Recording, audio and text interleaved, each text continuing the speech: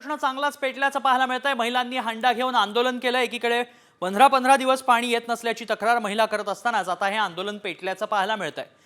महिलांनी अक्षरशः हंडे हे फेकून दिलेले पाहायला मिळतात। डोक्यावर हंडा घेऊन एकीकडे महिला आक्रमक झाल्या होत्या। घोषणाबाजी करण्यात आली। पुणे पालिकेविरोधात डोक्यावर हंडा घेऊन हे आंदोलन करण्यात येत होतं। पाणी प्रश्न पेटल्याचं पाहायला मिळतंय। मात्र दुसरीकडे आपण पाहतोय की हंडा घेऊन आता महिला थेट पालिकेत शिरल्याचं पाहायला मिळतंय आणि वॉर्ड अधिकारी असतील, पाणी नियोजन कशा पद्धतीत केलं जातंय याबाबत जाब विचारण्यात येणार आहे आणि पाणी का दिलं जात नाही असा सवाल उपस्थित करण्यात आलाय आणि थेट हंडा फेकून देण्यात आल्याचंही पाहायला मिळालंय।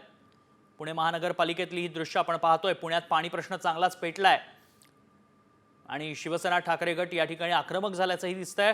ठाकरे गटाच्या महिला पदाधिकारी आक्रमक झाल्यात आणि पाणी का मिळत नाही असा सवाल त्यांनी उपस्थित केलाय। महिला आणि आंदोलकांनी अक्षरशः हंडे फेकल्याचं पाहायला मिळतंय।